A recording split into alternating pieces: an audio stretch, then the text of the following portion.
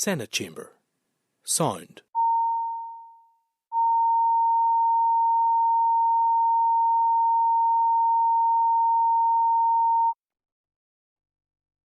Senate chamber. Signed.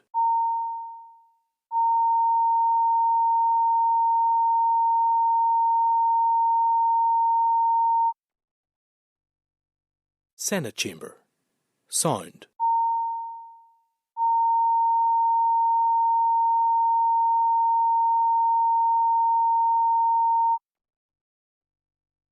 Senate chamber. Signed.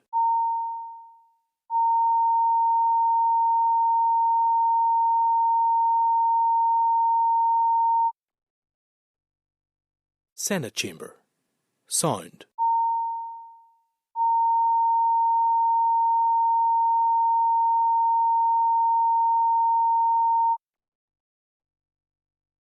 Senate chamber.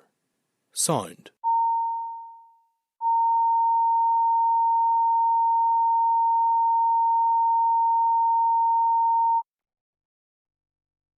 Senate chamber. Signed.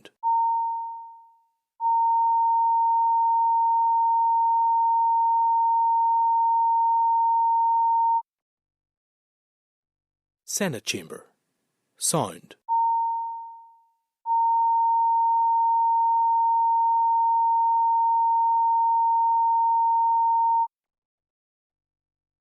Senate chamber. Signed.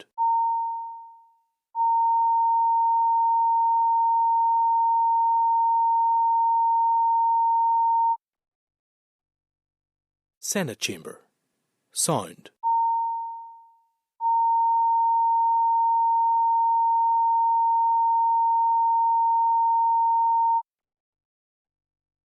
Senate chamber. Signed.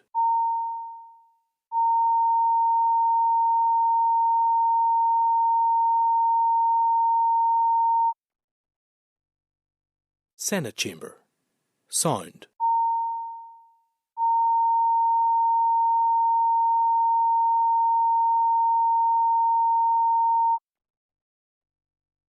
Senate chamber.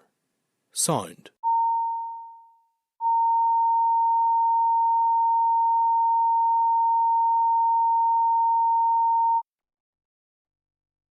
Senate chamber. Signed.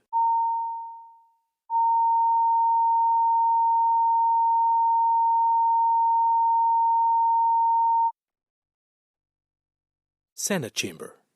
Signed. Committee Room 30. Signed.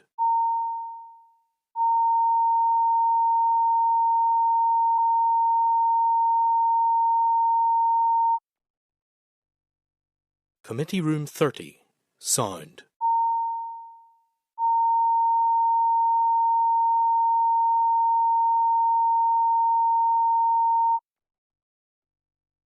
Committee Room 30. Signed.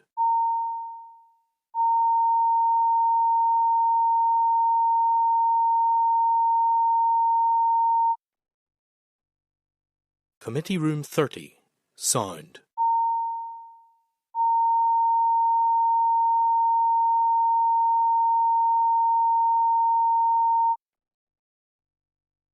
Committee Room 30. Signed.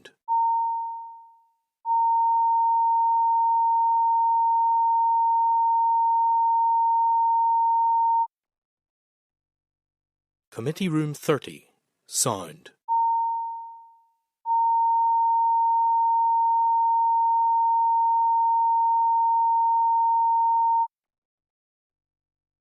Committee Room 30.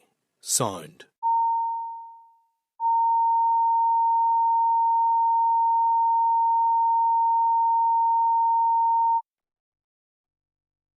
Committee Room 30. Signed.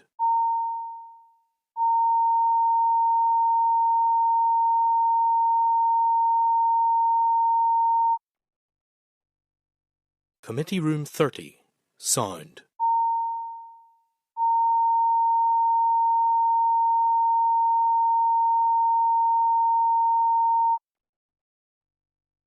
Committee Room 30. Signed.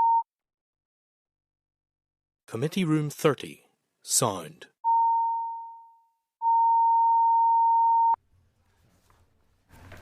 Okay, good morning colleagues. The committee meeting is now in public session, will be recorded and broadcast throughout Parliament buildings and online. At this stage we'll take apologies. So we've received from Philip McGuigan, Diana Armstrong and Kate Nicholl will be slightly late, otherwise we have a full attendance. We're joined in the room by David Honeyford and Padraig Delargy, and online by Sinead McLaughlin, Gary Middleton and Jonathan Buckley. Does any member at this stage have any interests they wish to declare? Not seeing any. Oh, Padraig. Sorry, as a past participant in the Scale Up programme, just as part of my brief as further and higher education spokesperson. Nothing online, so we then move to chairperson's business. So members, you'll be aware that Minister Murphy, following his election to the Irish Senate, has vacated the role of Minister for the Economy. So I seek members' agreement, first of all, to thank Minister Murphy for his work and for his year in office. Secondly, Minister Archibald, previous Minister for Finance, has now been appointed Minister for the Economy. Our members content that we as a committee write to Dr Archibald congratulating on her new role, and we look forward to working with her, and we look forward to hearing her views on the budget she set for her new department. That's a cheeky political point, not a role as chairman of this committee. Our members content to do that. And then finally, members, you'll see in the draft order paper for next week that Mr McGuigan will be replaced on the committee by Ms Emma Sheeran. Our members content that we write to Philip McGuigan and thank him for his service to the committee and wish him well in the much easier role as chair of the Health Committee. Okay, thank you. Use of consultants, members, item 3.2. So at AQ 21154, the Minister referred to the use of consultants in order to undertake an audit of HMS Caroline, a review of the single electricity market and an evaluation of Higher Educational Innovation Fund and work relating to the Department's organisational development and transformation programme. Our members content that we write to seek details of all of the above. Yep. Okay. Draft minutes then at item 4, members. Page 7 of your packs are the deliberations in which took place on the 29th of January. Our members content that I sign those as a true and accurate reflection of that meeting. Content? Okay. Item 6 then. Item 6 then, members, is spending out turn for 24-20. This matters arising. Oh, sorry, apologies. Matters arising, members. Is there any issue that members wish to raise at this stage that isn't covered by the agenda? None. Okay. Spending out turn 24-25 and future budget, draft budget 25-26. The committee will now receive oral and written evidence to the committee in respect of the DFE 24-25 spending outturn and the draft 25-26 budget. There's a revised clerk's note, members, in tabled items. Previous paper setting out the impact assessments at page 30. Previous correspondence setting out capital spending, bids and the department's January monitoring round submissions and outcome. Colleagues, you're all very welcome back. So you're no stranger to committee. Joanna Park, Deputy Finance Director at DFE, Susan Butler, who's the Head of Financial Planning, Management Service and Regulation Group, and Eve McGarvey, who is Head of In-Year Budget Management. Colleagues, you're all very welcome. Firstly, can I thank you for the quality of your report. It's been very, very useful and much easier to digest than previously. Would be good maybe not to receive it on a Monday in advance of committee. I'm very happy to read budget lines at 10:30 on a Tuesday evening, but I know that some colleagues may not have had the opportunity to do that. But thank you for the quality of that, and I understand given the changes at the department your focus was on other places, so totally understand, so thank you for that. And can I then at this stage hand over to you if you're content? Thank you, Chair. I'm joined by my colleagues Susan Butler and Eve McGarvey to update members on the Department for the Economy's 24-25 budget and the 25-26 draft opening budget. Since my last appearance, DFE has allocated its draft opening budget for 25-26 and the Executive has agreed its January monitoring allocations for this financial year. Turning to the current financial year first, the paper members have in front of them sets out the DFE budget following the outcome of January monitoring. I will briefly summarise the headline figures. The DFE 24-25 non-ring-fenced resource DEL budget has increased by 15 million, from 808 million to 823 million, due to a 1.5 million allocation from the Executive against a bid of 6.6 million for demand-led skills programmes, the drawdown of 800,000 of end-year flexibility in respect of further education colleges, almost 9 million from the UK Shared Prosperity Fund, and net transfers of 4 million from other departments, and earmarked reduced requirements and consolidated fund extra receipts totalling £1 million. As a result of this additional funding, the 9.6 million held centrally at stage 1 of January monitoring and additional reduced requirements, DFE has been able to reallocate 12.6 million of resource DEL to meet pressures, resulting in a balanced budget. To achieve a balanced budget has meant reducing spend in some areas to deal with the significant pressures in our demand-led programmes. Therefore, I have informed the Department of Finance that should additional funding become available, that the Department for the Economy could spend up to an additional £7 million by this year end. DOF has agreed to include £7 million of resource DEL headroom in the DFE estimate, meaning that if any late funding becomes available and is allocated to the Department, we have the cover within the spring supplementary estimates to spend it.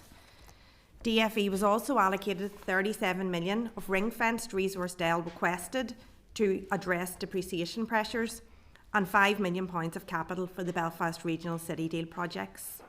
In terms of capital, 3 million of capital easements were identified internally at stage 2 and have been reallocated to higher education.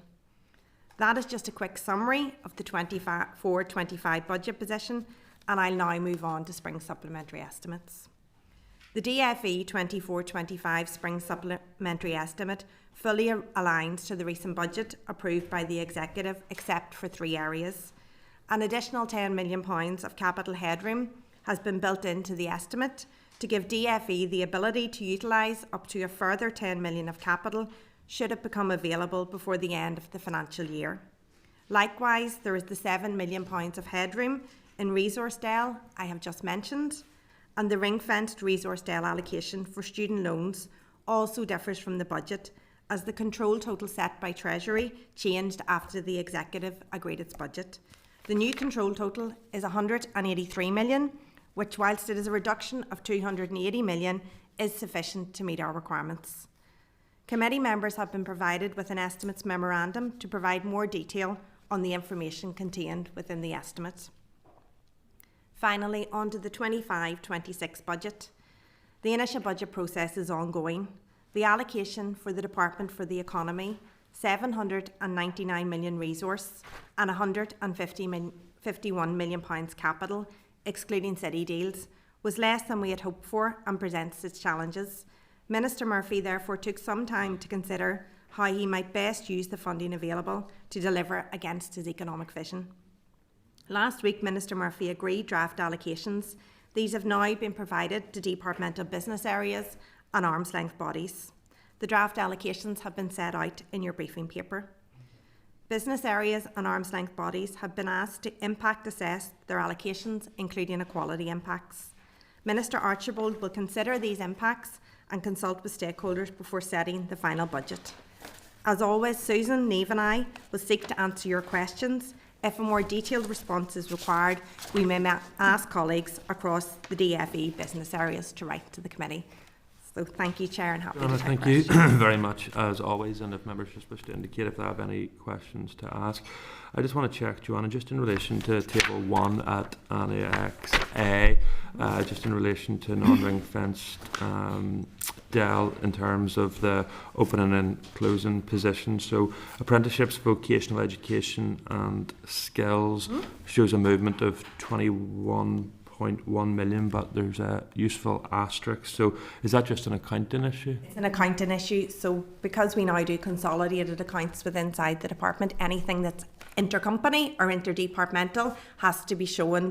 So FE colleges can't show income from the department. Yes. The expenditure needs to be shown. So it's just an accounting adjustment, and it's just to show it in that controllable one, so that that allows you to be able to look across the figures rather than it to sort of stand out. Okay, perfect. And then the budget for 25-26, so page 16 of the papers table papers that you provided. So the Regional Economic Growth Fund, is that the same thing as the local economic partnerships? Okay. So the pressures in that are £5 million on the Ardell side. Yes. So the money that has been allocated to those partnerships within the draft budget, so the capital budget is 10 million, is that right? 10 million, so that's 15 million in total Okay. into the 25-26 financial year. Perfect. But there's no allocation at this stage in terms of revenue for those? 5 million in the resource, so that would be the resource deal. Yeah, and but it's unallocated at this stage as a pressure, is that right? No, that has been in the draft allocation, so that's the pressures that have been met is on that table that's of met, the okay. 83.3 million, yes. So that is, Okay, so those pressures are in Annex E.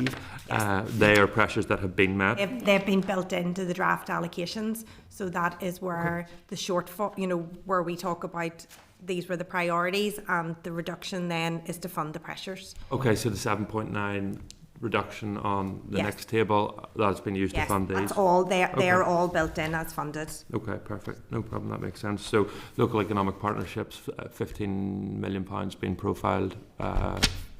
Okay, so 10 million in capital and 5 million on that side. Okay, perfect. So then that brings us on to Annex F then. So there was a 7.9% across the board reduction Yes. to meet those pressures.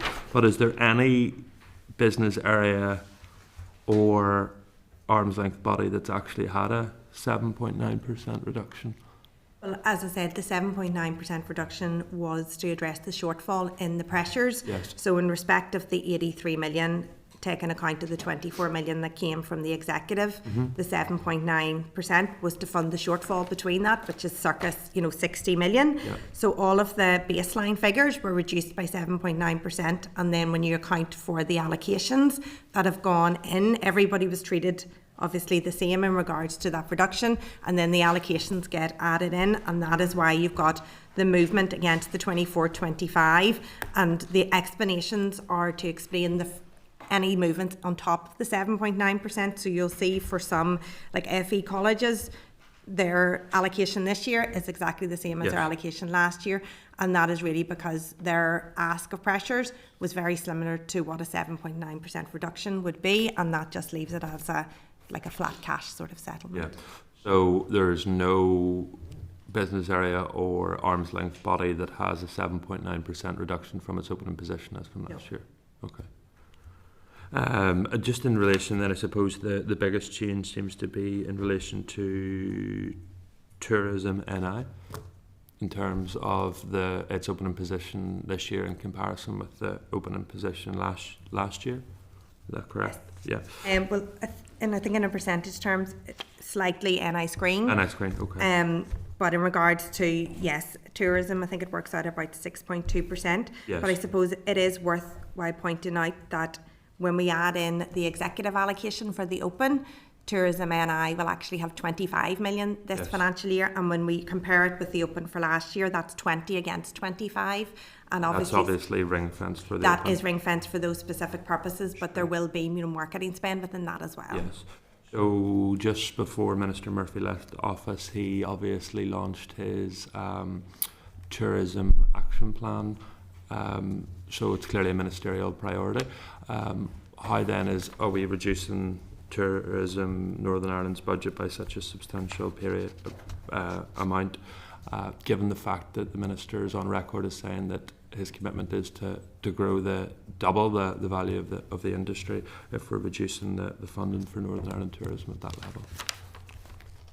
7.9% was, equitably, applied across the baselines of all the organisations, and then tourism NI, their pressures were in respect of their staff pressures, and the Minister allocated that as well, and that is the 6.2% cut. Yeah. And as I've said, we await the impact assessments from all the areas to understand then what the impact of that reduction would be, and we can refer back in respect of that. And there will be the additional, and yes, it is ring fenced, but it is upwards on over £4 million for the open this year as well. Okay. And then Annex G then, so am I correct in saying that table 2 then is bids not met? Yes. Okay. So the property acquisition and development under Invest Northern Ireland, was that funding for the Regional Property Fund? That is, my understanding, it's Invest NI property acquisition and development in general. The draft or the capital budget that were set for all departments were only based on being able to meet inescapable pressures and high priorities. So those aren't committed, as in, there's no contractual commitment there. So they, there wasn't enough funding at present to be able to allocate anything to that. Okay. It's just obviously the Regional Property Fund dropped on Invest NI's website a few weeks ago and highlighted the work that it will be undertaken in relation to development of industrial land they own in Foyle, Craigavon and an unnamed location. So currently there's no funding allocated on the capital side for that new fund. Is that correct? Again, I would revert that probably to the policy area and Invest NI, because there are, there's a considerable amount going to Invest NI as well. Yes. And it's whether any of those are in that committed sphere, and any of them fall below, above that line. But in regards to the 3.7 million that is there, none of that has been allocated. So I would need them to give the detail on, if there's anything, had reached that stage in regards to their property. Okay, thank you so much as always. Padraig?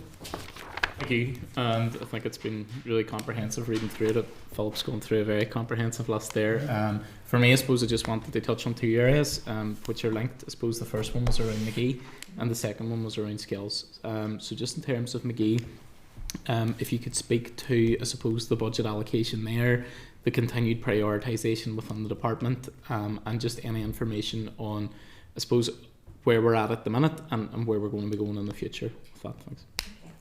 I can speak about the budget and the financial side in regards to the progress in respect of it. I would refer that to my policy colleagues and the areas working on that. In respect of the budget, the full allocation for McGee has been allocated and what was asked in respect of both capital and resource for this financial year, as you've said, as a priority. Thank you.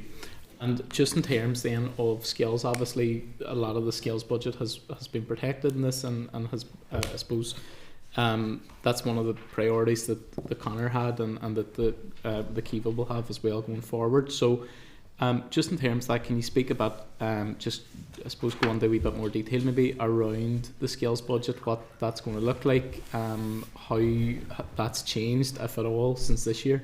And I suppose I've declared my interest as a previous member of Scale Up programme and our spokesperson for further and higher education. So I wanted to get the kind of student experience of doing that, and have to say the Scale Up programmes were fantastic. So I did mine with Open University and it was really, really brilliant. So it's just to see how the budget's going to support that programme going forward, and I suppose in doing so support widening access and participation.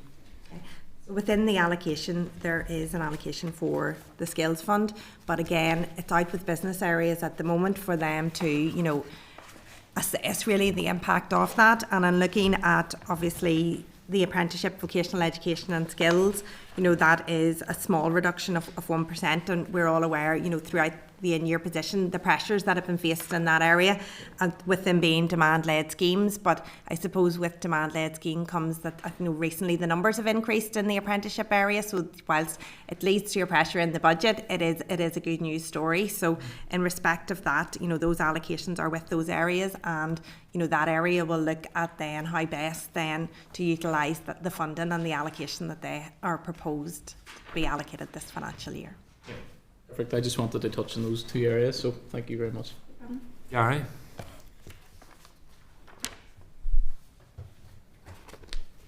You're still muted.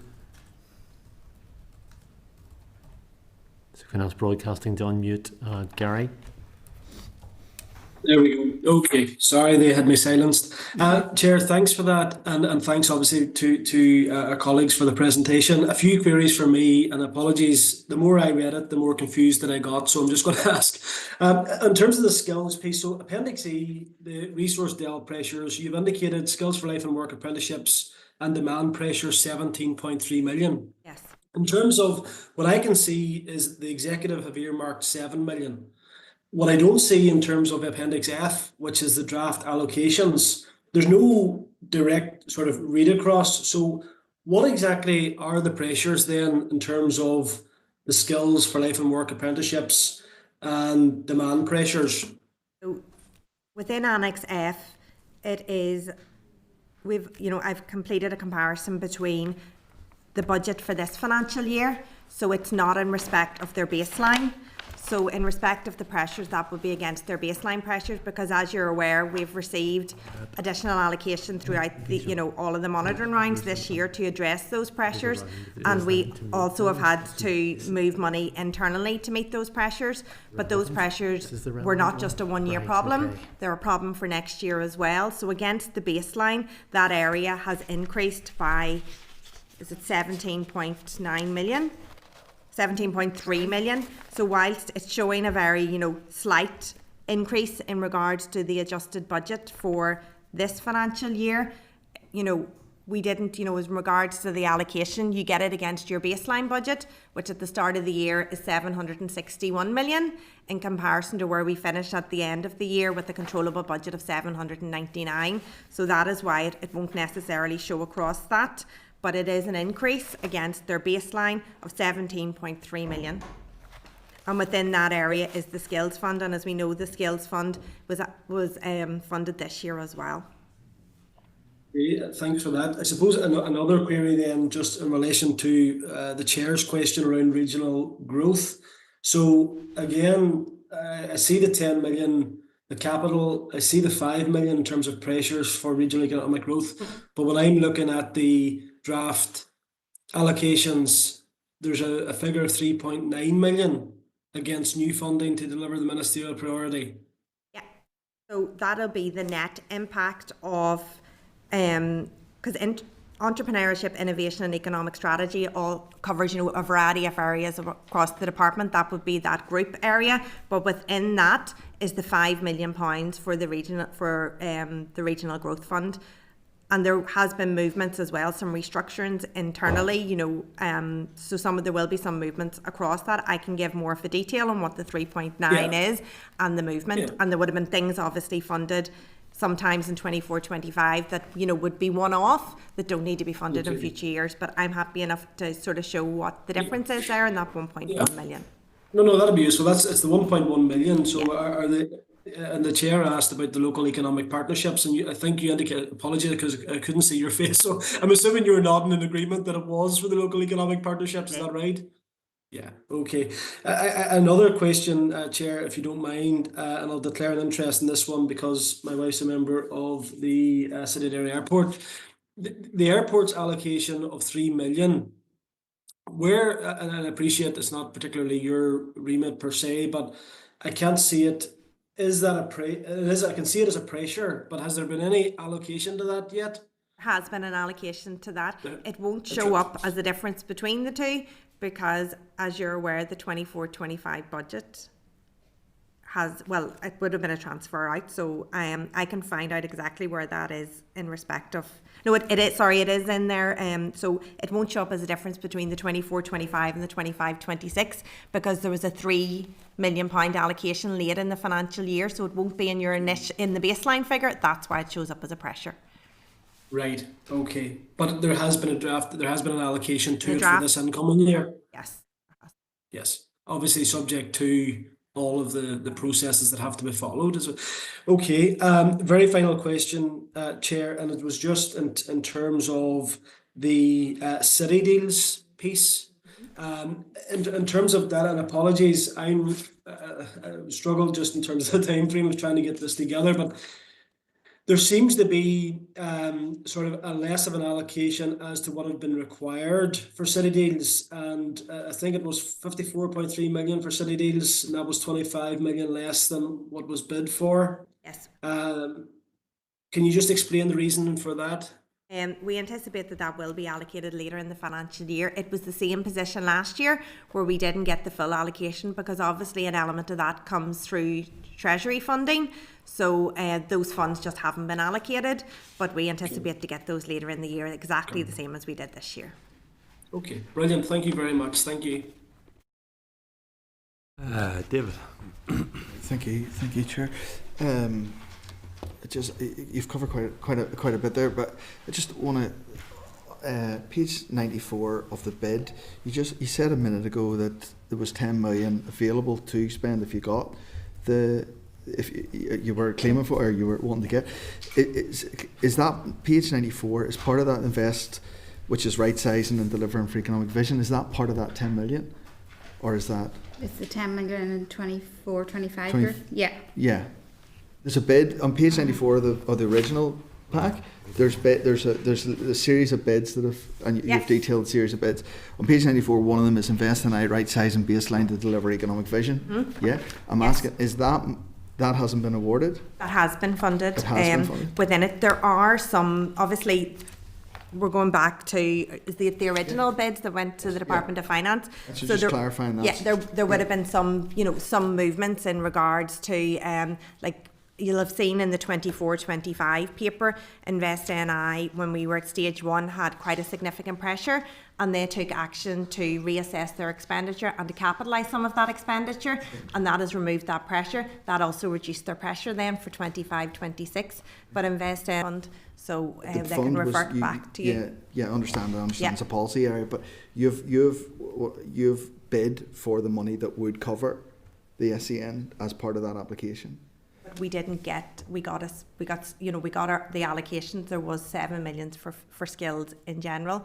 There are also, so I can't comment on what the policy area and the development around the skills fund for this year, but I'm sure they will be able to provide more detail in respect of that. But was that bid awarded? There is a skills fund this financial year, but that specific bid that was in page 102, was that awarded? That's because that is that money for that. Can I ask, do you mean, are you referring to the skills fund itself? Skills fund, yeah.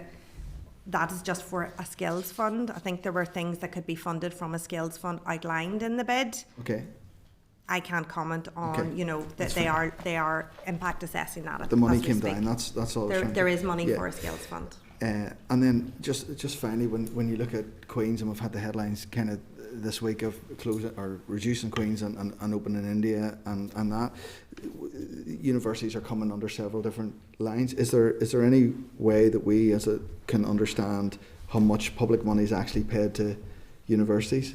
Whenever you look at the budgets, it's coming out of different lines. Is there any way we can have a figure? This is actually a public money going into universities. We can provide that to the committee in writing after the session if that's helpful. That's great. Thank you very much. Thank you. Sinead?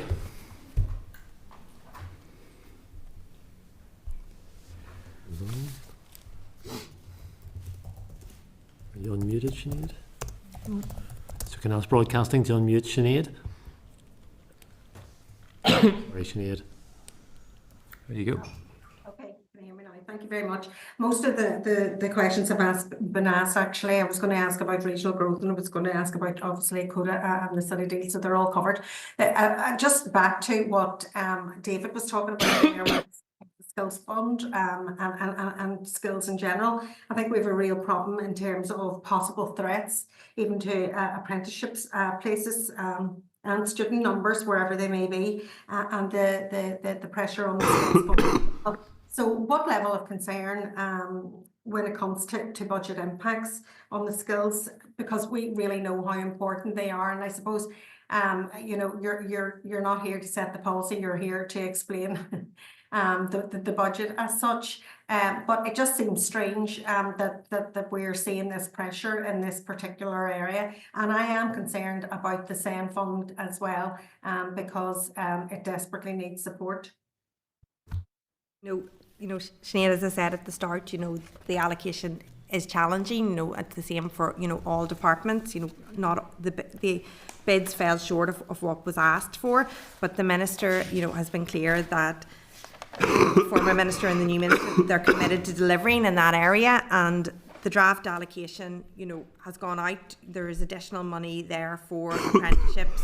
There's that commitment to the skills fund to continue to deliver against those, and we do await the assessment of the impact on that area before before the minister will take any final decisions in that area. The settlement is what the settlement is, and they will have to look at what the impact is and reassess following that. And I missed out, my sound wasn't great earlier on, so this possibly has probably been asked earlier on, but about pay settlements in relation to the pressures within the department. Are they covered, or is there concerns around that going further on? All areas within inside the department and the ALBs had the reduction, but then they were also funded for their pressures, which included then the pay pressures. Now, there are obviously then, for our pay pressures don't include the national insurance increase, and then obviously there has been a recent communication in respect of, a change to that, but we will be looking towards the executive and to Westminster in regards to Westminster for the national insurance, and then towards the executive in regards to any shortfall, because all departments were asked to plan for 3% plus progression from August, and it's now going to be 6% plus progression. So that extra 3% is not built into our pressures presently. Just given the settlement that has been made to teachers, how likely is it that 20.5 million pay pressure will stay at that same level for others as well? The 24-25 pay pressures have all been covered within inside the in-year allocation, and the impact of those has been built into our pressures, and the pressures in respect of pay were funded, so that was built into that, is my understanding. In regards to percentages, the colleges will have provided those. Right, that's it. Thank you. Okay, if I could just pick up then, because I had based my assumptions wrongly on that Annex E was unmet pressures, so they are met pressures. So we don't have a document then, sorry, this is page 16 of the table pack. We don't have then a table similar to the one at Annex G then of unmet Ardell pressures? No, you don't. I can detail what those are, and I have a document that I can provide if it's useful after the committee that takes us from those right through and where adjustments have come from, and things that have, because for example the regional fund originally went in at 15 million Ardell, but that policy was under development, so now it's 5 million Ardell, 10 million capital, so part of that's been funded through that, and then the original 134 million will have included things that are being funded now by executive earmarked funding, so that takes another 12 million out of it. And in respect to what hasn't been met, there was, I think that the bid for the skills fund was, there was an extra bid asked for the skills fund of 4.1 million, and that hasn't been funded. And then the HE maintenance grants, it isn't funded because there's that wider review of higher education. So we won't be in a position to to look into anything like that. So I'll provide that after if that's useful, and that'll take you through the journey of where they started and where we ended up. And then there'll be impact assessments then done, will there, on the impact of the overall 7.9% reduction? Obviously that's somewhat changed from allocations. Okay. The City of Derry Airport, obviously allocation 3 million. Has the business case for that been, when the Permanent Secretary was here previously, he said that the business case was still under development. Is that still the case? I think it is still under development, but again, I would, you can write to the department, and the policy area will provide an update on that. Sure, no problem at all. And then just in the unmet capital bids, so biggest one is obviously capital projects at Queen's University and Ulster University. So understand what Queen's University means in terms of Ulster University. Is that all other campuses with the exception of Magee? That will be other campuses. I would need to get the detail of what those individual bids were, but if you remember back to the original that went to came to yourselves and went to DOF in regards to the bids, those were all under the desirable category in the prioritisation as well. Sure. So all the priorities were met. It's just these are all desirable ones. Mm-hmm. Well, inescapable and pre-committed were met, and then there were, I think, the top two then in the high priority as well, but those were they were further on down in the desirable category. Okay, no, that's perfect. Listen, that's really, really useful information. Thank you very much. I don't see any other questions. And we'll follow up just in terms of that other information. But from my perspective, thank you very much indeed for your time. Thank you. Thank you. I'm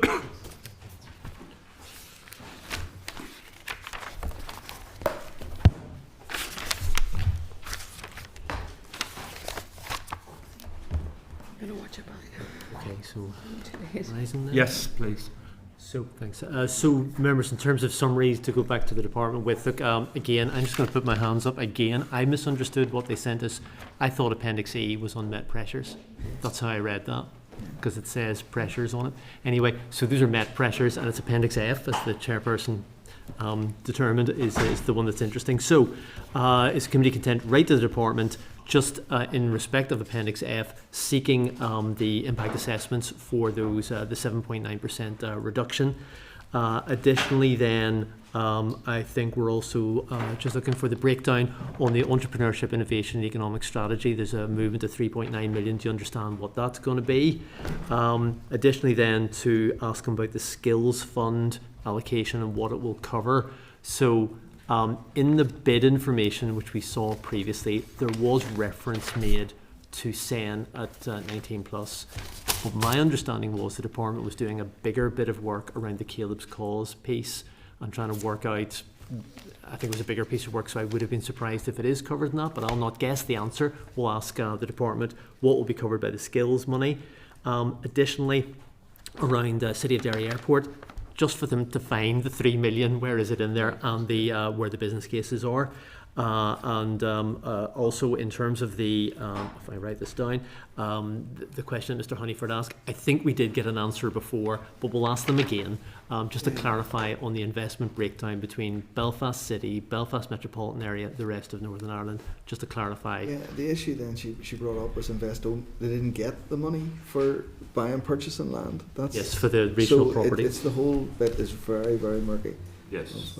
Okay, so and Peter, so Appendix A should, in the department, when we're contacting the department, should look like Appendix G. Yes. And that, so Appendix A, the table that's been provided is allocations that have been, pressures that have been met, but the table that's missing is the second table of that, which is Ardell pressures or bids that were not met. So, and additionally to that, we're also looking for the figures to the universities around how much money they're getting, but also just a breakdown in capital, which I think the chair's put his finger on already anyway. Does the committee also just want to write to them just to clarify the position on pay? Because my understanding was that the 25-26, that 20 million pressure was based on 3% on FE lecturers, etc., and civil servants, etc., getting 3%. And my understanding is civil servants are going to get 6%, and the teachers are getting, are they getting 5%? Don't know what they're getting, but we'll find that out, so that the pressure might be a bit bigger than that when it all lands. So members content just to write and find out about that one. And also around the national insurance, what they think that might actually cost. If members are content with all of that one. Content. Anything else? No? Okay, perfect. Jolly good. Item 7 then, members. The committee will now receive departmental oral and written feedback on the recent public consultation on the provisions of the Domestic Abuse Safe Leave Act. Refer members to page 128 of their packs. Colin Jack is the Director of Business Employment Regulation, and joined by colleagues here today to give us some feedback on that process. Colin and colleagues, you're all very welcome, and hand over to you when you're ready. Okay, so I'm joined, thank you, Chair, by my colleagues Derfla Redmond on my left and Geraldine Lavery on my right. Thank you for the opportunity to speak to the committee today about the Domestic Abuse Safe Leave consultation. I'd like to briefly outline the background and the context to the consultation. Committee members will be aware that the Domestic Abuse Safe Leave Act originated as a private members bill introduced by Rachel Woods in the last Assembly mandate. It was widely supported by MLAs and was passed into law by the Assembly in 2022.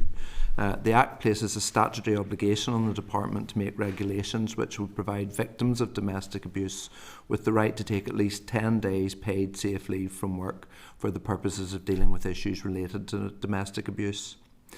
Domestic abuse is increasingly being recognised as a workplace issue, and its effects can have a significant impact on the workforce participation of victims and survivors.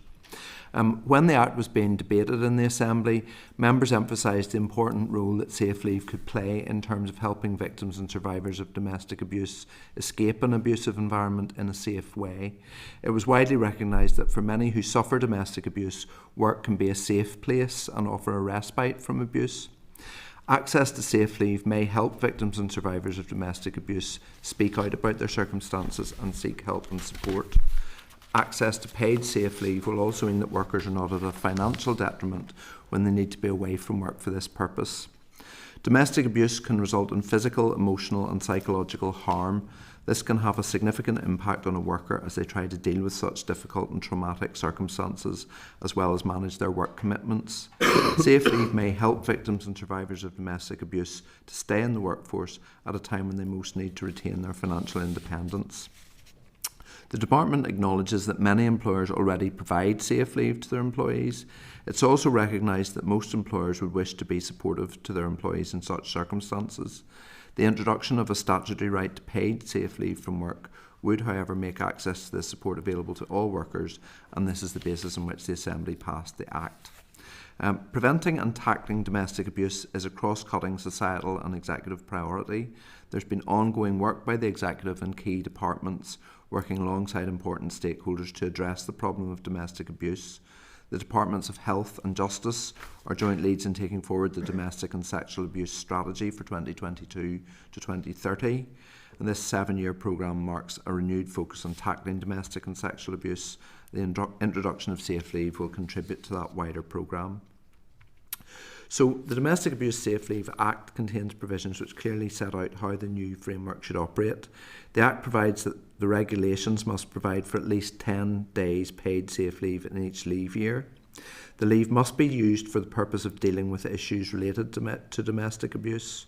There's no qualifying service condition before a worker can access safe leave, so it will be a day one right. Both employees and workers qualify for the right. The cost of paid leave is met by the employer.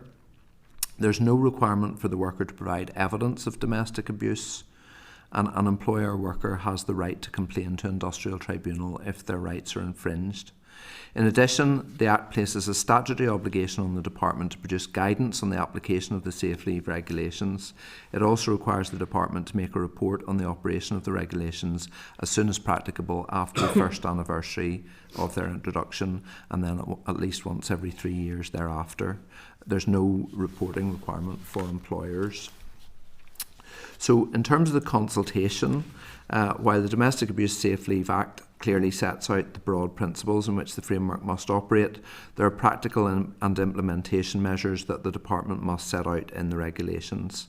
It's in that context that the consultation invited views on how best to operationalise the provisions in the Domestic Abuse Safe Leave Act. The consultation launched on the 5th of July and ran for 12 weeks, closing on the 27th of September.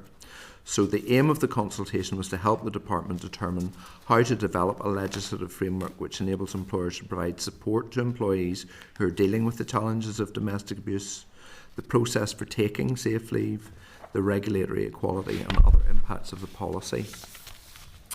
So the consultation invited views on the specific definition of domestic abuse for the purposes of safe leave, the definition of a leave year and the flexibility to take safe leave, notice requirement in relation to safe leave, calculation of pay for the purposes of paid safe leave, the content of guidance that the Department will provide to support the safe leave framework, and how to resolve disputes related to safe leave.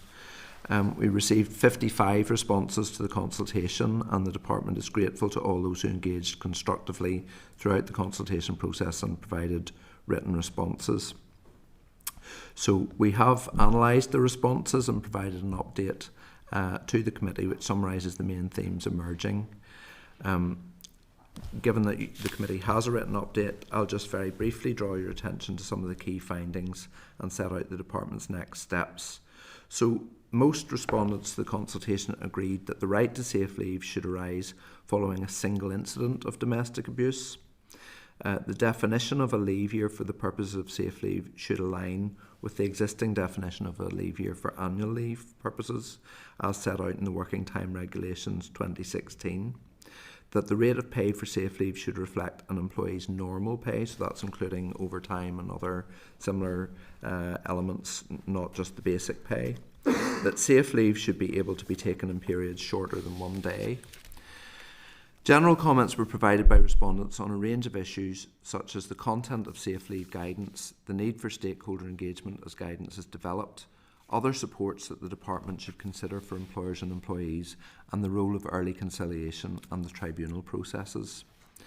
There are a number of matters, some of which are technical in nature, which will require further consideration of comments received before a final decision on the most appropriate way forward is made.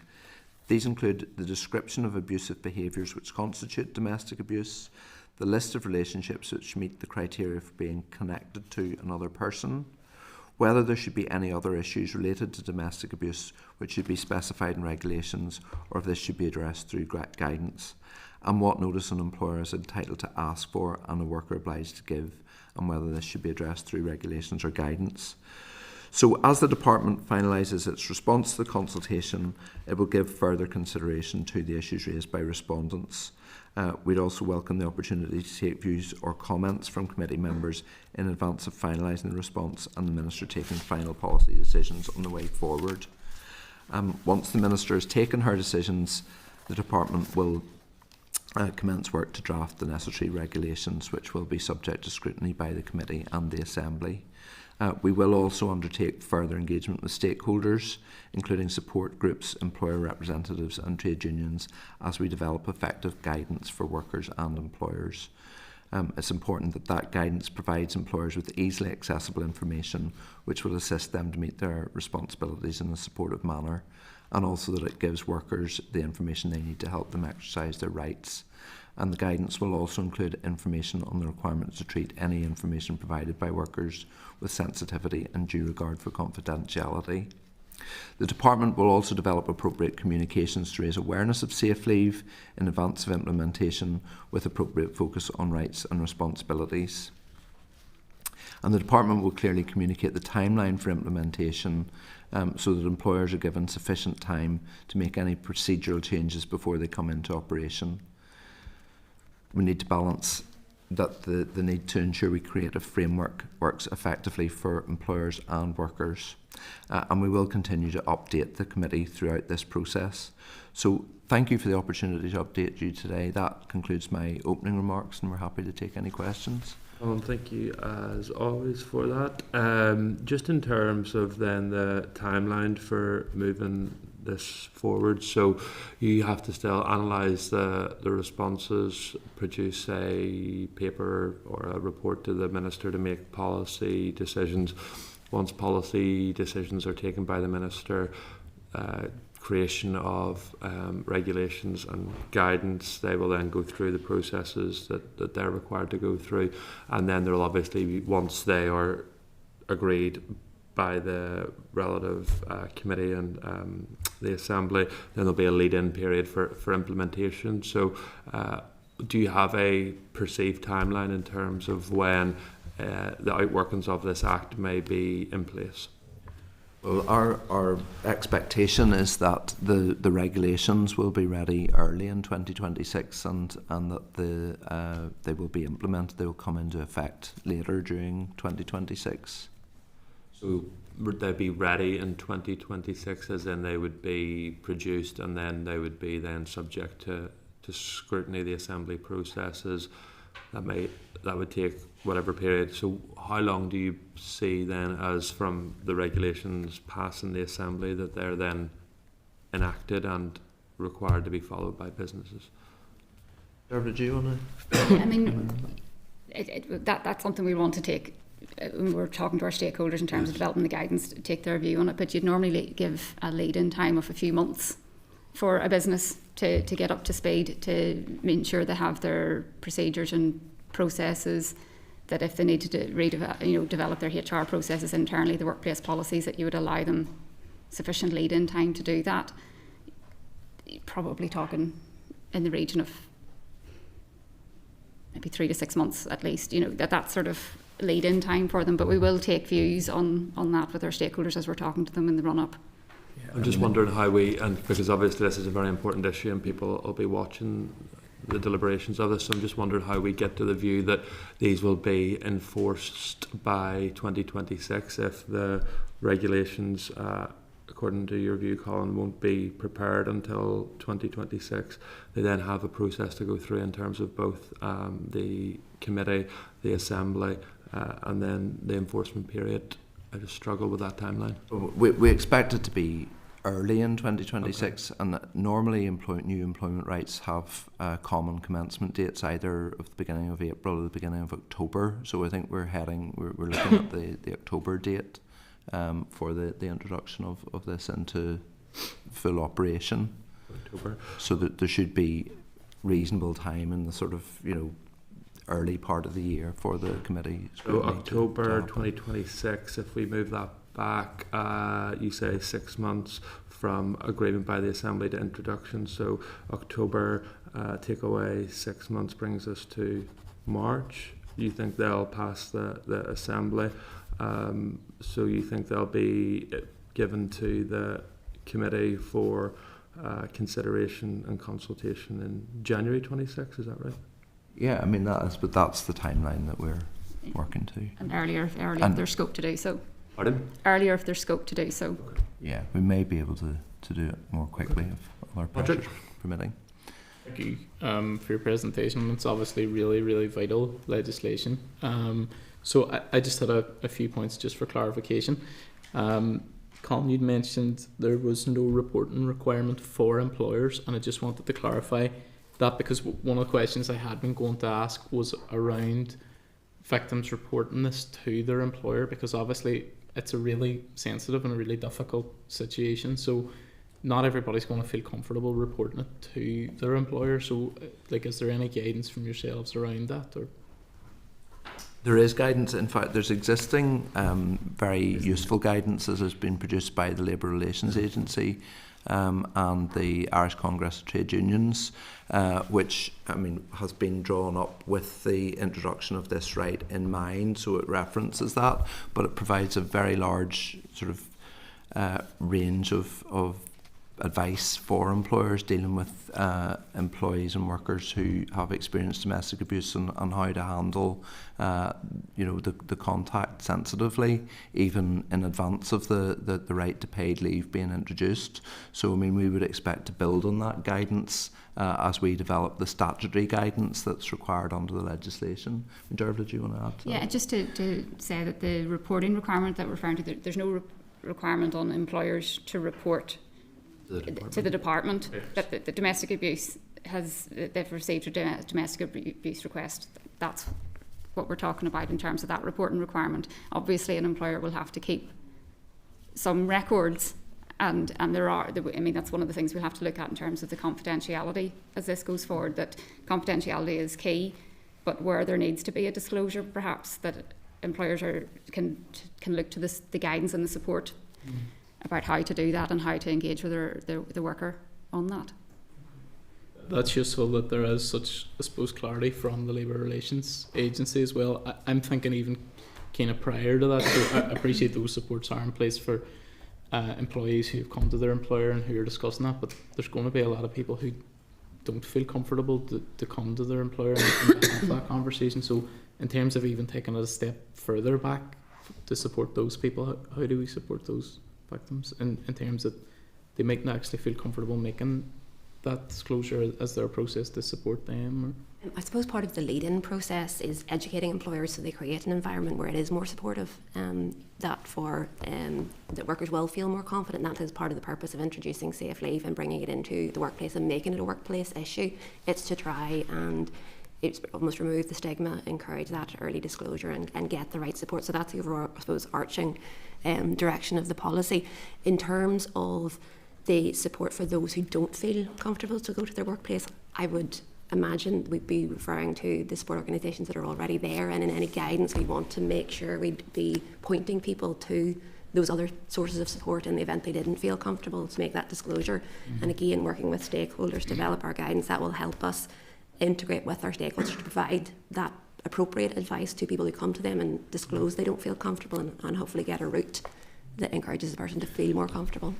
So one of the elements of the LRA guidance that's already available is a model policy on dealing with workers and employees experiencing domestic abuse that all employers, I suppose, are encouraged to adopt or adapt for their own purposes and make available to their staff to make sure they're aware that the employer wants to provide a supportive environment. So, you know, if employers in general adopt that kind of model policy, that should help encourage people to come forward whenever they're in this position. That's really useful, and even, like as you've mentioned, you know, the engagement with groups that are already there, support groups, is essential, and obviously for their voices to be heard, and I know you have heard them in the consultation as well. Just the last kind of point for me, and it's just around clarity and ensuring that nobody's missed in this as well. Around like casual 0-hour contracts, people who are self-employed, to make sure that they have access to this, has there been any, I mean, in terms of consultation, have those groups been engaged with? How does that differ? Because obviously I suppose the nature of their contracts differs from most people or most employers, so how can they be supported and ensure that they have access to this as well? Well, the Safe Leave Act makes clear that this right applies to employees and workers, and workers is that there's the distinction between sometimes workers are called sometimes limb-B workers, which is a description in legislation. It covers lots of people who are on 0 hours contracts and those sort of looser employment relations, so contracts. So we will, when we're developing our guidance, our regulations, we will reflect for that. So if somebody is a worker, they will be entitled to this leave, whether they're on if they're a worker who's on a 0 hours contract, they'll be entitled to take the leave. You asked about the self-employed. Generally speaking, people who are self-employed, they're not covered by an employment rights framework, because the employment rights framework is there to protect that relationship between the employer and the worker. So the self-employed sit outside of that contract and that relationship. But certainly agency workers, for example, would be included, and so, you know, one of the issues that we'll need to work through as we develop the guidance is how that works in terms of, you know, notification to the sort of host employer as opposed to the agency. You know, and I mean, it may well be that you know, different arrangements will suit different circumstances in that context. Okay. Thanks very much for the clarification. Really appreciate that. Yeah. Thank you, and sorry for being late, everyone. Thank you. Nice to see you. Of the 55 responses, the Alliance Party submitted one. We love a consultation response. Can I ask, and really welcome this, and obviously really important, it's aligned with the domestic and sexual abuse strategy and the wider violence against women and girls strategy. Were you disappointed with the number of responses? I mean, it seems to be something that's happening quite a lot, and this is potentially going to be quite difficult for SMEs to manage. So is there any work being done to look at how we can maybe get a higher level of responses?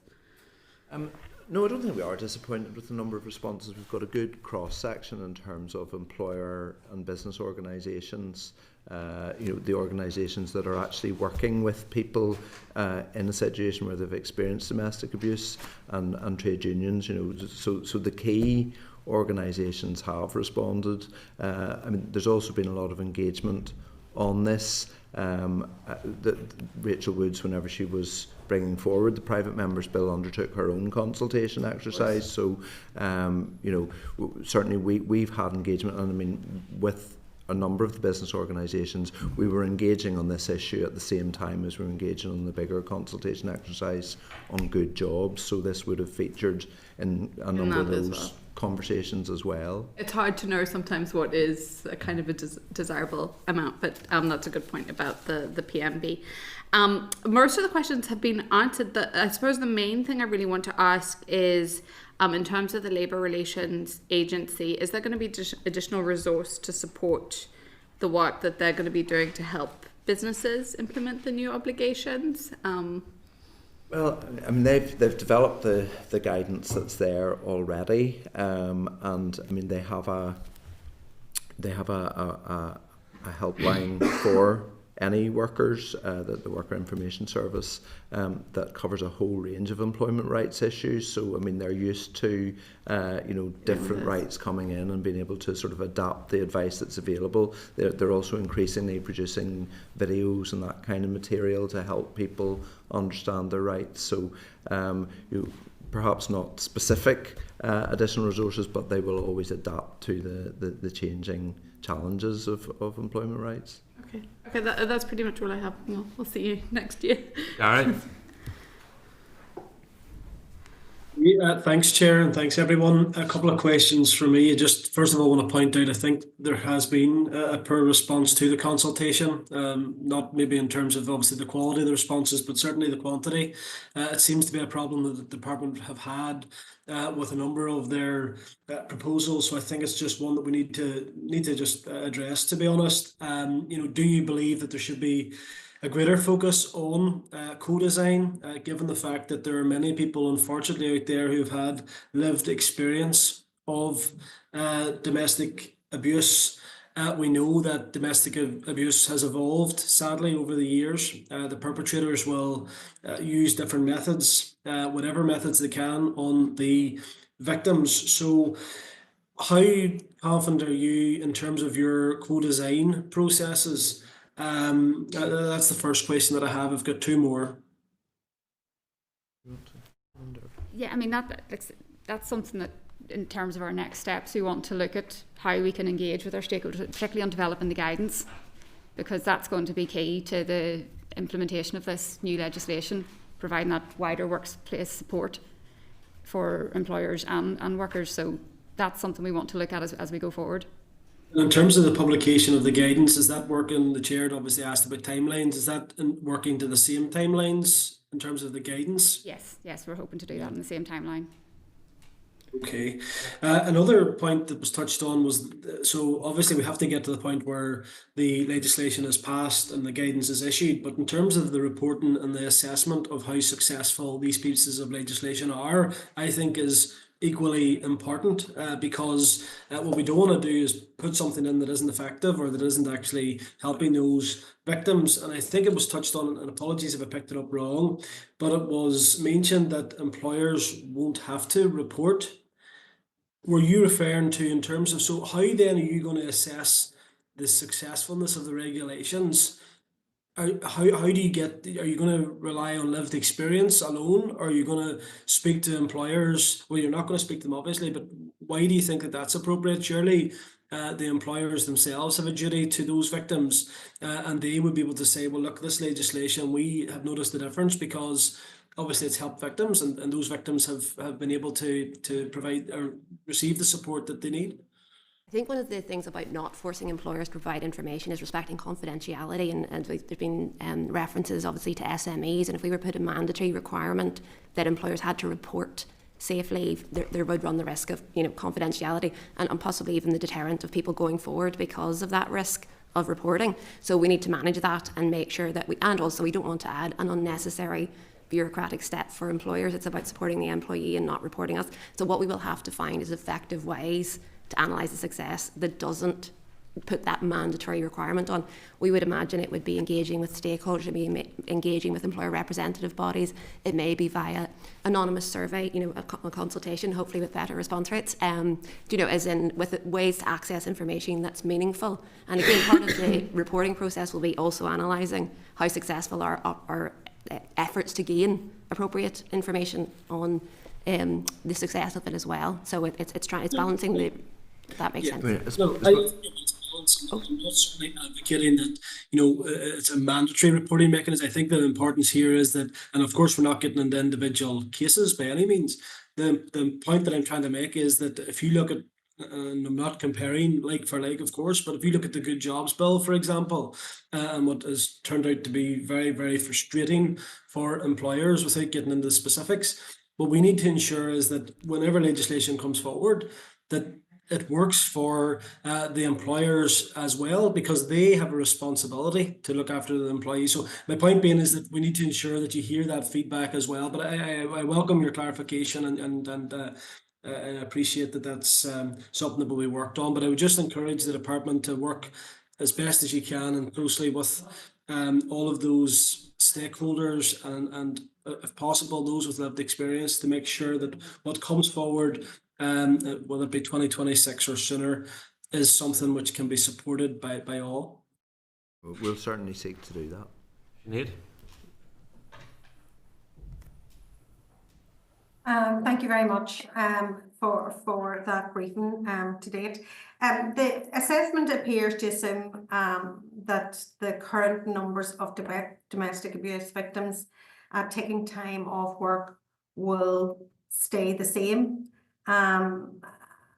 Does that risk, is there a risk of underestimating it? You know, when you've got the legislation in place, surely that will provide confidence for employees to come forward to the employers, which they may not feel able to do so now. So the numbers could significantly rise. And then if they do, the impact on the employer in terms of costs may be significantly different as well. Have you taken that into consideration? I suppose what we have, the Assembly has decided that this right is coming in, and our projections are obviously made on existing figures. I think you know there is a possibility that you know what we want actually, the purpose of the primary legislation endorsed by the Assembly is to encourage victims to come forward. So there is that possibility that it could increase. But obviously the Assembly has taken that decision that it is a proportionate risk, you know, that, or not a proportionate risk, it's a proportionate aim to encourage people to have this right to report as a way to challenge safe leave. And again, part of the review process would look at the uptake, but as said, within the primary legislation, it is the employer's responsibility to pay.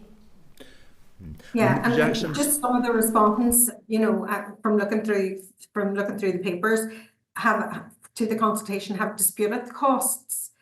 So I just want to know, you know, from the department's point of view, what work they're doing to better understand what those costs are. Because again, back to really what Gary has said, we want to ensure that when legislation does come forward, that it's robust and well supported. And then just on that again, if I'm talking about further work with the stakeholders, what challenges what challenges will small businesses have in and around that, and how are you going to make sure that they're very well briefed on their duties as well? Because I too am concerned about the small number of respondents to this consultation, and I just think that there's so many SMEs out there that have no idea whatsoever about this legislation, the impact to their businesses, and what their legal requirements will be around that as well.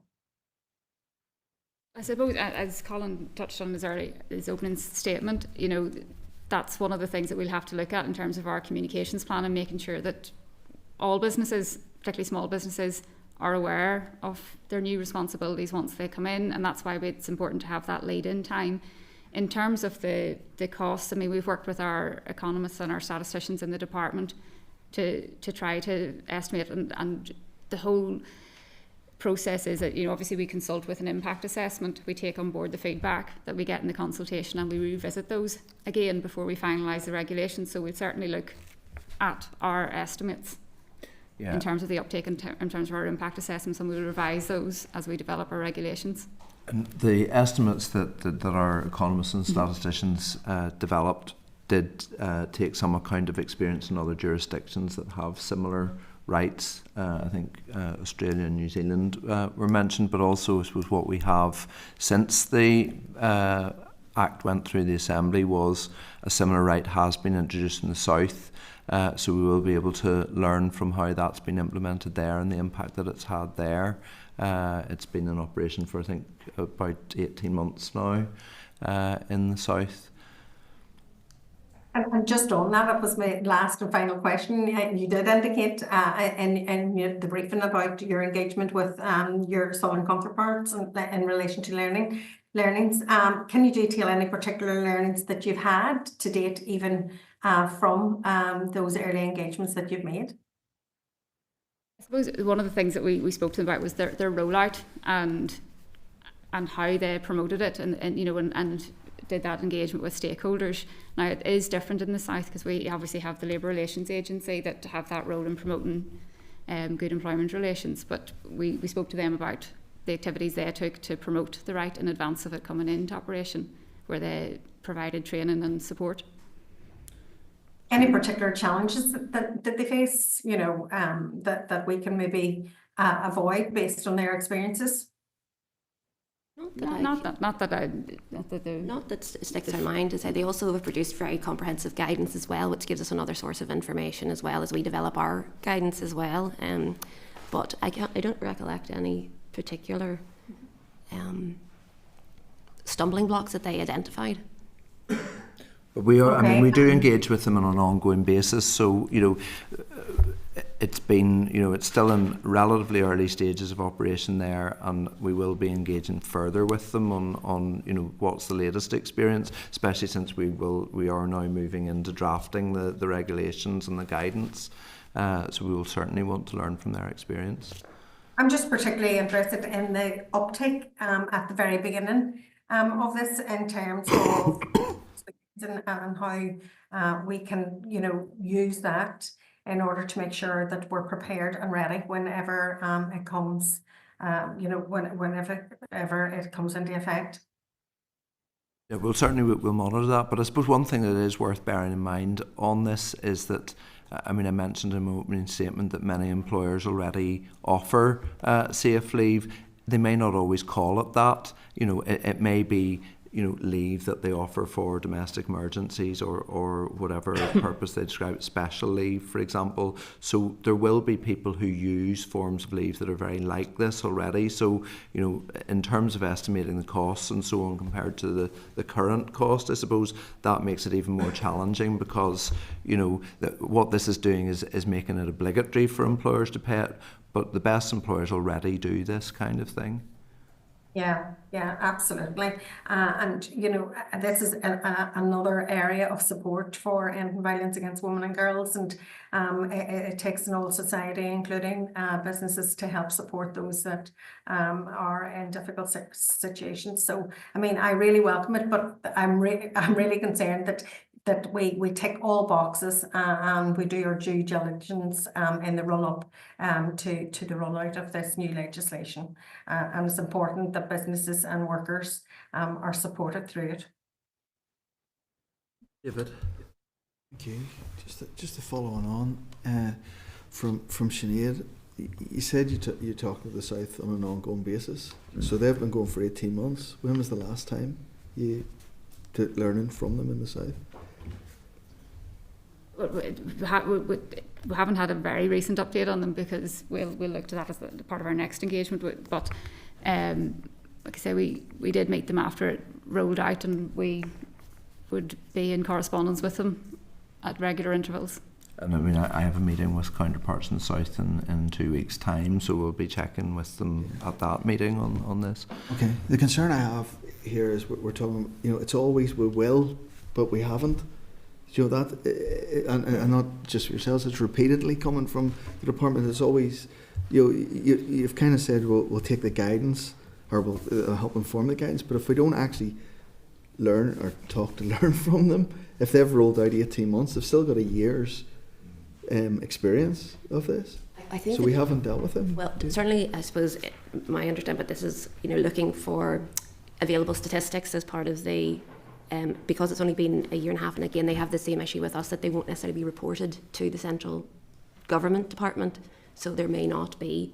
It's all hypothetical, is what I'm saying. It's yeah. we want to learn, and I appreciate you want to learn, and I'm asking you to take the learning. But what I'm saying is everything's hypothetical. It's not. We have actually consulted here, and we've spoken to them directly, and these are the learnings. There's no facts here. It's all hypothetical of what potentially could be, and I want you to learn from. You know, that's the point I made. The other bit, just and I agree actually, just to follow on from Padraig, but this is kind of vital, and a lot of people do call this other things within bigger companies, whether it's domestic emergency or whether you know the language around it. But if 90% of our businesses are small businesses or micro business under 10 people, and you bring this into a real community, quite often those businesses are all like relations or will know everybody. Do you know, so the relationships are there. It's how somebody, so the centre of this has got to be the victim, but how that victim is able to report that into a business where everybody lives in the same community or related or whatever, that's a relationship that wasn't consulted on with the business owners. So to make this easy, I understand in a big company when you have HR departments and you can go and you can report, but whenever you take this into your micro business, how do they report that? I think that's part of the issue of guidance versus regulation, that because there is such a wide span of businesses, that if we were to stipulate something, or we stipulate everything in regulations, you impose a system.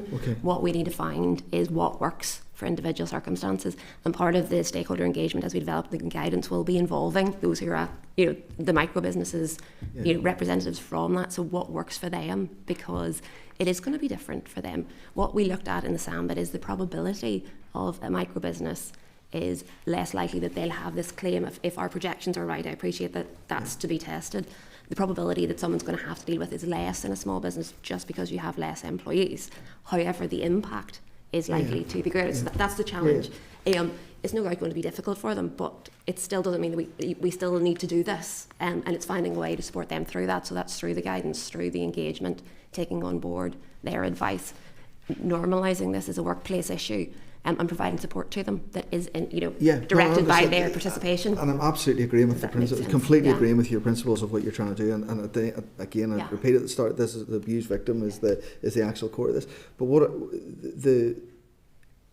it's when the consultation doesn't actually, you haven't consulted that with that relationship. It's the reverse, if you like. So the business, how the guy who owns a small company with a few employees, that everybody lives in the same community, everybody knows everybody else. It's how they would have the confidence to be able to report that within that.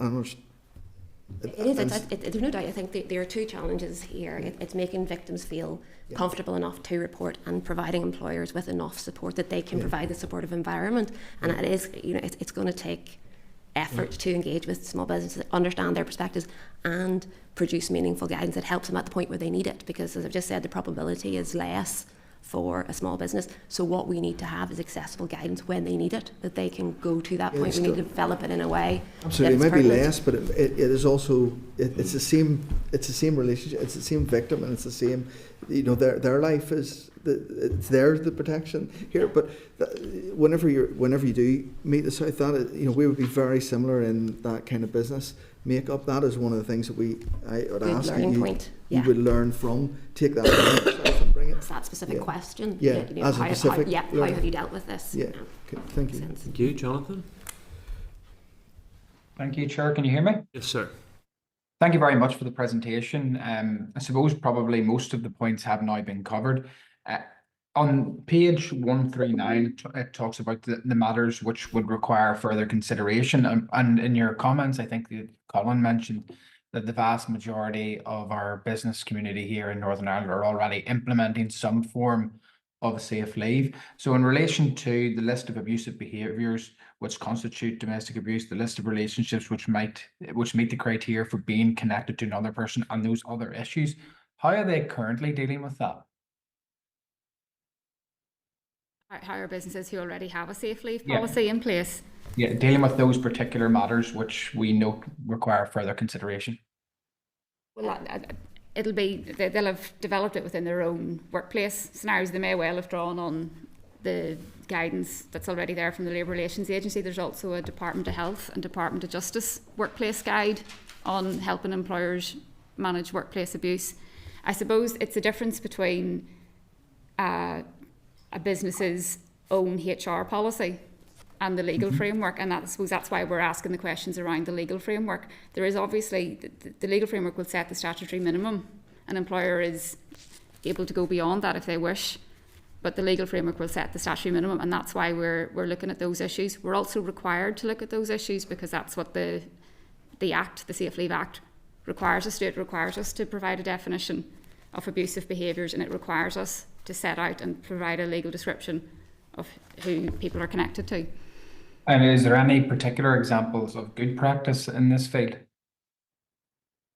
There are lots of employers who provide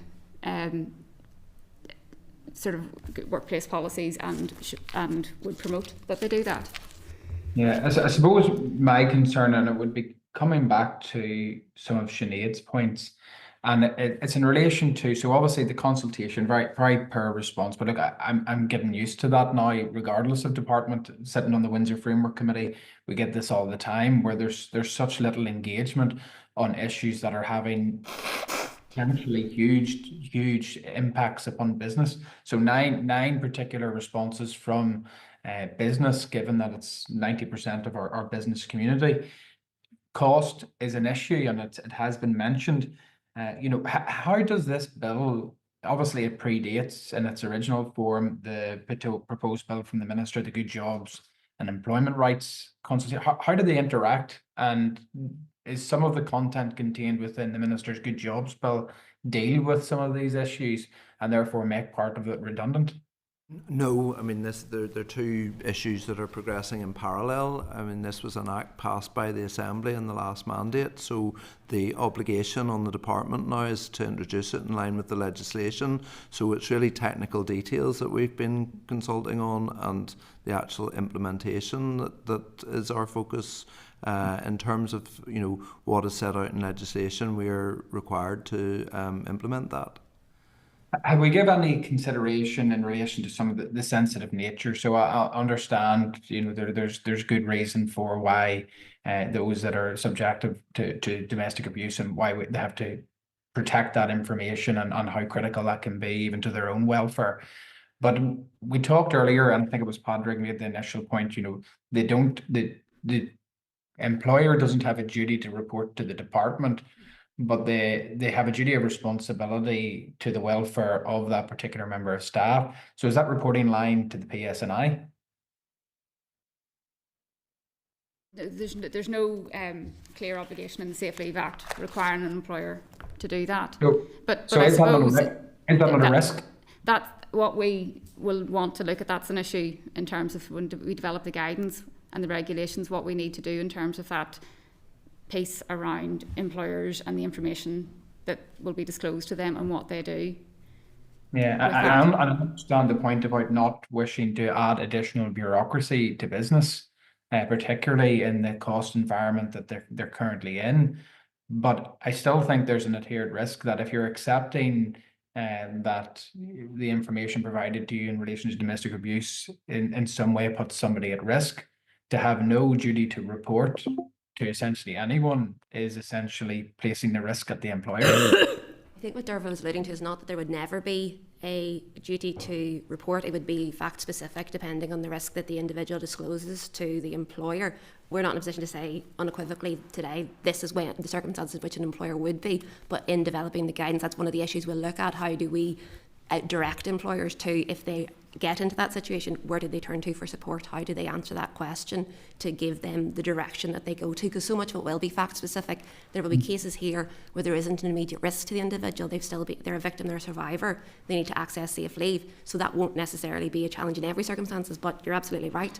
There is the possibility that that could arise for an employer. So we need to consider, in the event that does, how do we direct an employer to know what to do in those circumstances? And again, that's part of the engagement. And again, with the small businesses hopefully engaging in that development of the guidance with us, we can take on board their concerns. What works, what would be relevant, what's the information that you need?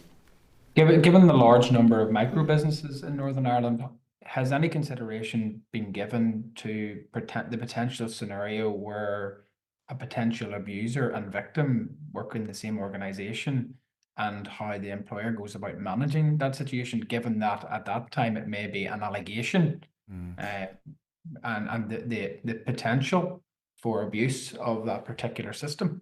That scenario certainly is considered in the LRA guidance that's already there, and I suppose it goes wider than just implementing safe leave, and it looks at ways of supporting individual employees and workers who have experienced domestic abuse to report it, for example. So, this sits in a broader context, and Dervla mentioned the wider strategic approach on behalf of the executive involving a number of departments to domestic abuse.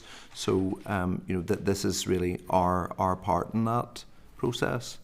Yeah, and I suppose probably kind of covering a number of issues, because it's just what's coming to my mind in this particular, but even on a list of abusive behaviours, which, it's still probably a point of discussion and debate among those stakeholders that did respond.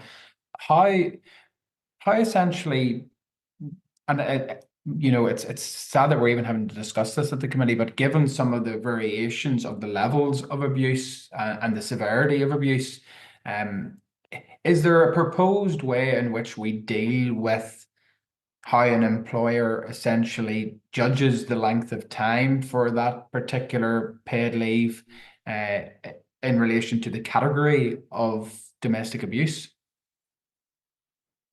Well, no. I mean, the individual can ask for as many days as they feel they need, up to 10 days, and the employer needs to consider that request.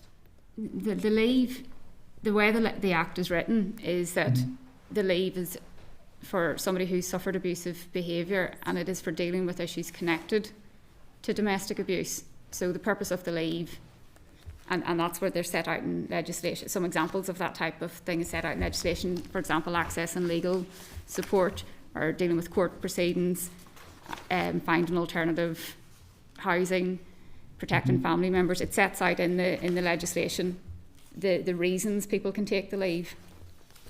Yeah, and the relation to the costs for business, and I suppose probably again in Sinead's point, you would imagine if you were bringing through legislation like this, it would essentially increase the number of people that would avail of the particular piece of legislation and cover, what sort of estimates, best guess estimates, can we look at towards the additional cost that this might be placed upon business? And was there any other alternatives rather than looking at business necessarily to front load that particular cost rather than other means? The legislation is based on business. I mean, that's something set in the Act that the employer will pay. So, there's not an opportunity to change that at this stage. We have done a regulatory impact assessment, which the best estimate in terms of the total cost to businesses in the first year of this would be just over 2.1 million across the economy. That's including familiarisation costs for the first year. So from year 2 onwards, it's closer to 1.5 million, isn't that right, Dervla? So, when you spread that across all the employers in the economy, the average for each one is going to be pretty modest, but clearly, the impact would be felt where it is felt. So, where it is a small business, that will be a proportionately bigger impact. And have we given any consideration to, or is there any concern about the level of engagement in the consultation from business itself, given that it's going to affect so many of them in comparison when we look at the number of small and micro businesses in Northern Ireland?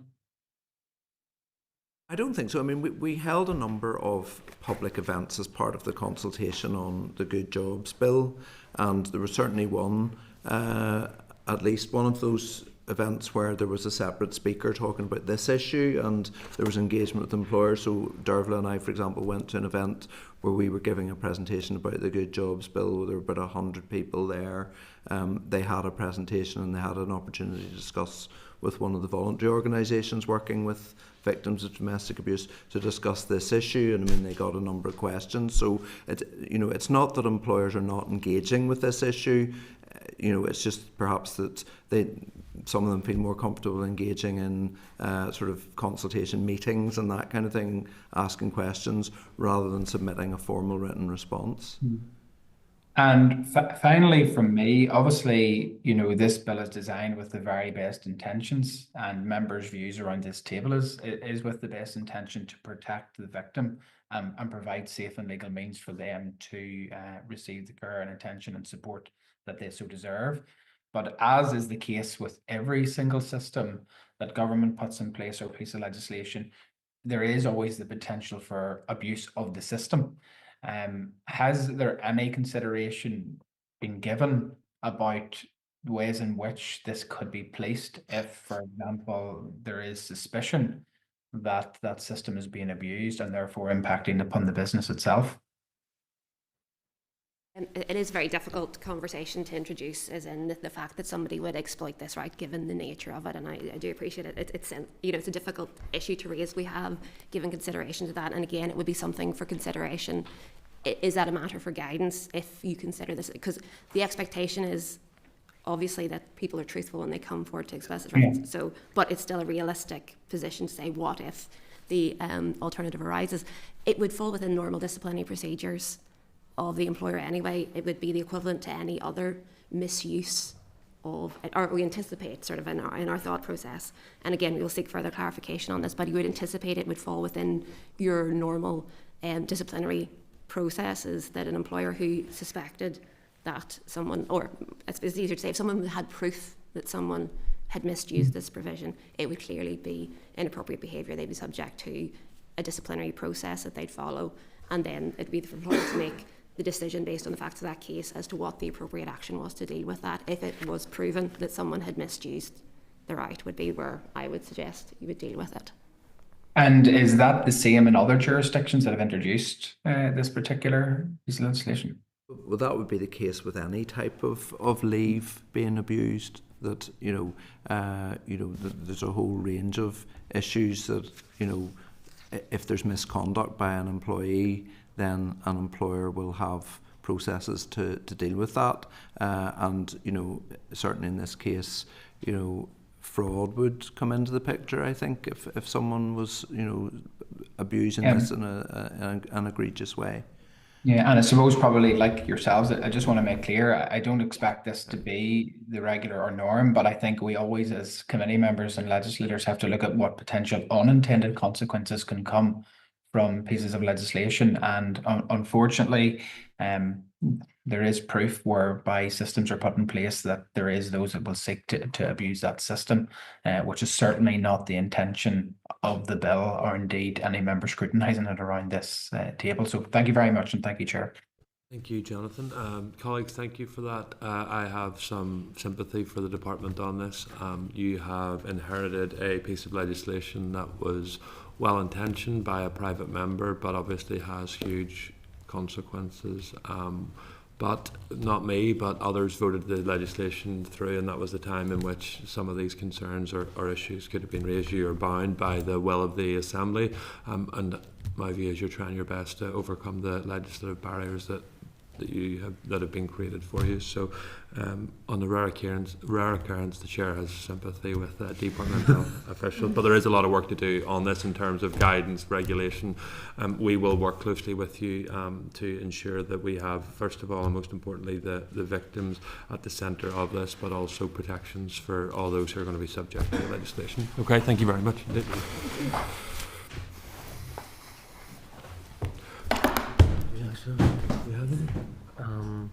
I think these are the consultations, and I'm looking for an answer.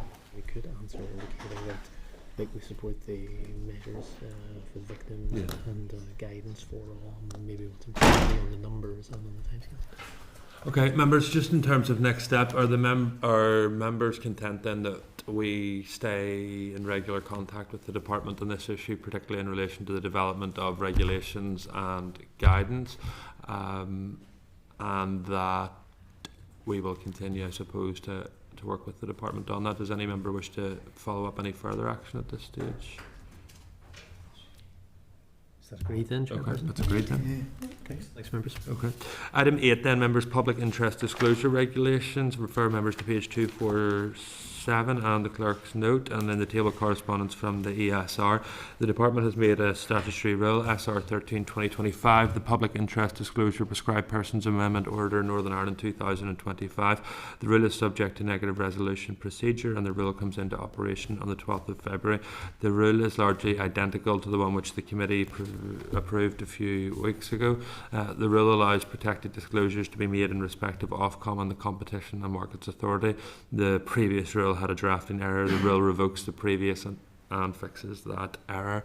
Our members have any questions on this? If not, then I put to the committee that the Committee for the Economy has considered SR 2025-13, the Public Interest Disclosure Prescribed Persons Amendment Order Northern Ireland 2025, and subject to the report of the ESR has no objection to the rule. Is that agreed, members? Agreed? Yeah. Okay, thank you. Moving then to item 9, correspondence, members, which there's an index provided at item 1 at page 261. So item 2, members, is a note of the department's progress on the Minister's economic vision. Are members content to note that? Useful discussion point for the forthcoming visit from the Minister. The two following items are on the same subject. So at page 300, members are asked to note a departmental response on the grid connection charging framework, advising of a consultation. The department's preferred policy position would socialise the reinforcement cost of connections to the electricity distribution network for both demand and generational costs. Members are asked to note a further correspondence from the department announcing a 12-week consultation on the charging policy. Is the committee content to the department seeking clarity in respect of the high cost cap, which is based on GB data, and how this would be updated over time for RP7 upgrades, which would reduce connection costs, and then seek a briefing from the department on the feedback to the consultation. Members content? Thank you. Item 5, members are asked to note a departmental response on the Good Jobs Employment Bill and childcare issues.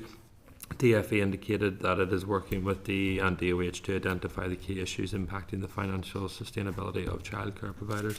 Members content to note, or anyone want to raise anything at this point? Happy to note. Okay. Item 6, members are asked to note correspondence from the department which provides a holding response on the consultation queries, but also the terms of reference for the engagement forum. The response indicates the department is not at this stage considering a holiday pay claim backstop. Is the committee content to write to the department seeking clarity of costs of what appears to be a super parity approach in respect of holiday pay claims, and to otherwise note the response pending further briefings?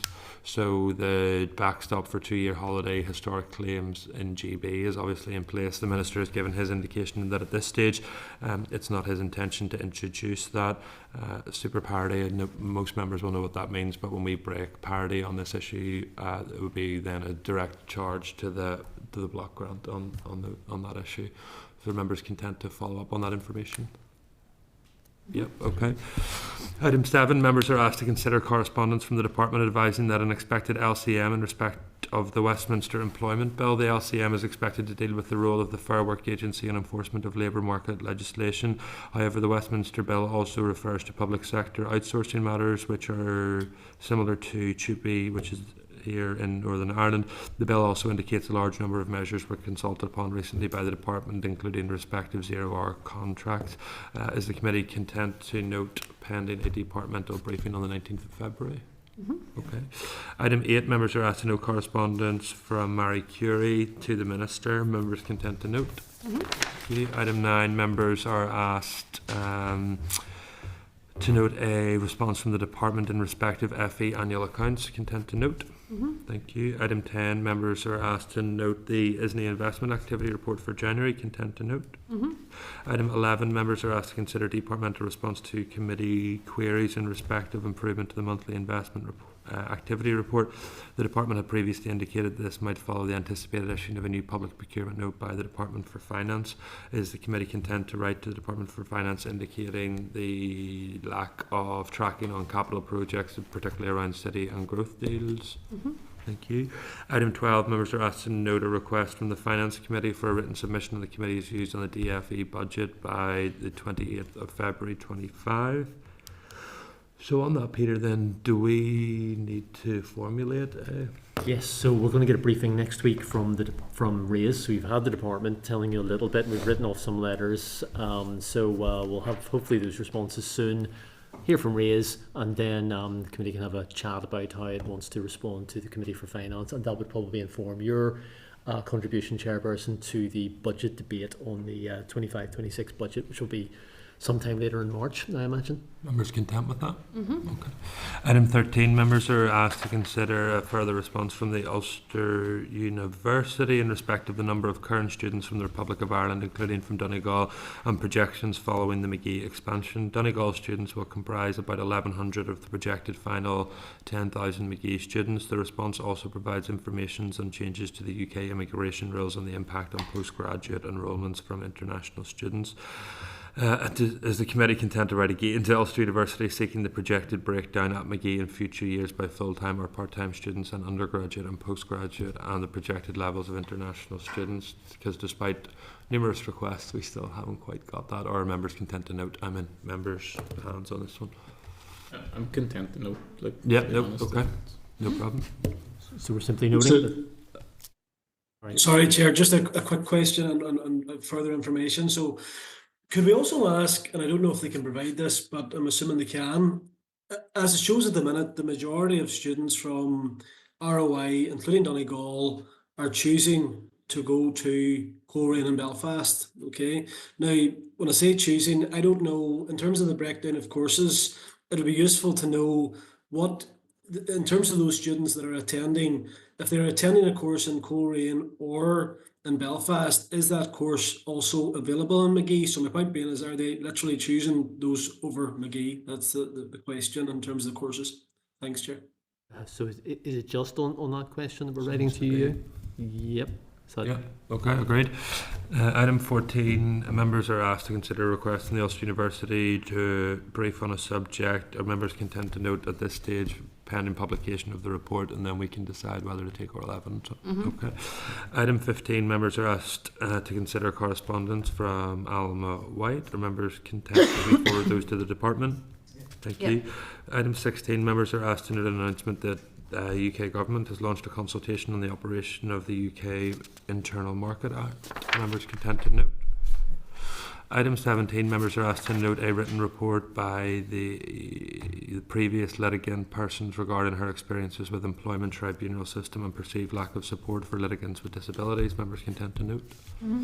Page 654, members are asked to note further exchanges in respect of employment tribunal complaints. Content to note. No problem at all. Forward work plan then, Peter. So, Chair, just no updates on those. Just the committee content that the Chair would write to both ministers and invite them to the concurrent meeting, which we're hoping will be on the 14th of May, and also to write to the new Economy Minister, just inviting her to come on the 9th of April, hopefully if she's available, to talk about the budget and our policy and such like. Sure, just as well, I know we'd agreed last week, and I was hoping that we could do it now, is just to get a future date on the diary for that joint meeting. So I think if we can do that now, just to get a future joint economy and education meeting, so that there's no diary clashes. I think we'd said every 6 months, didn't we? So if we could even get that in the diary now. It will be subject to the agreement of the Education Committee. Yeah, so if we can write them requesting that. Okay. No problem at all. Members, Jonathan? Yeah, thanks, Chair. It can be related to forward work programme, but maybe perhaps it was any other business. But I suppose like any other member in the committee, I've been continuing to be inundated with complaints regarding fibrous. Now, I know the Minister did come to the Assembly to answer questions on that, and to be fair, she'd only been in post maybe an hour or two. But I was particularly concerned about even the lack of briefing with her department and the information they were able to provide on fibrous, particularly on a communications level. I think this is ridiculous. I think it would be useful for the committee to request that fibrous come before us to explain how they're going to reconnect thousands of constituents who in many cases are reliant upon their broadband provision for work and indeed other activity, and some sitting in very much in isolated areas, particularly those in rural areas, that we ensure that fibrous is held accountable and certainly push towards a reconnection ASAP. Anyone else anything on that? Content? Okay. No problem at all. Agreed. Okay, thanks. Okay, then move to item 11. Any other business, members? If none, can I thank you all for your attendance here this morning, and we will be back again at room 30 at 10 a.m. next Wednesday. Thank you, colleagues. Okay, thanks, members. Thanks very much. Just push the button.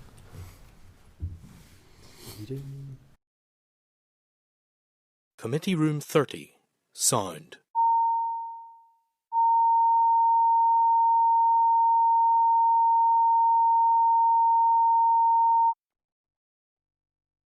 Committee Room 30. Sound.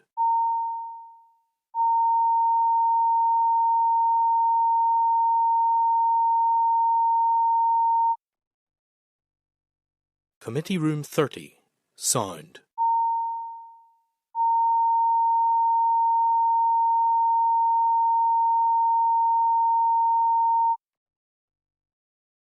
Committee Room 30. Sound.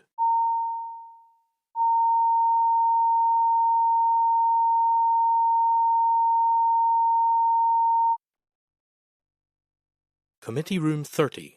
Sound.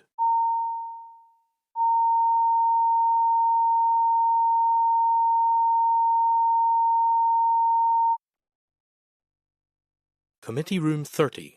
Sound.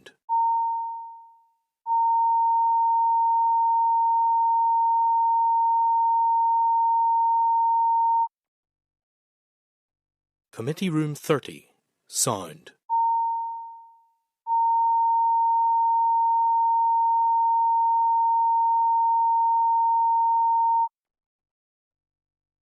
Committee Room 30. Sound.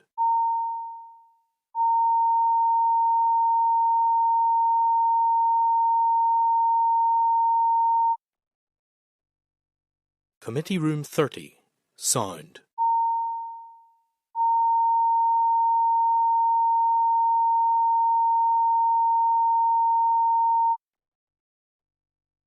Committee Room 30. Sound.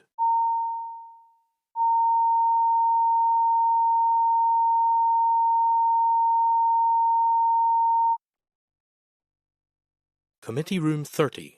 Sound.